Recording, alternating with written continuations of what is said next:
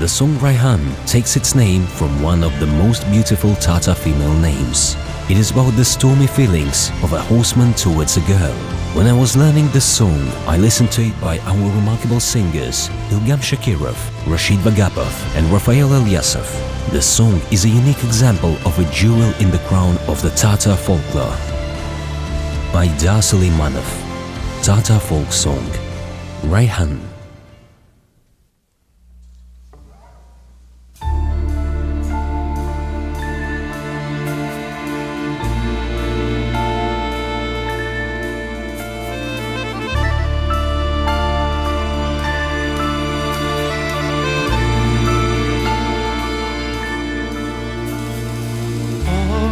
Akla sita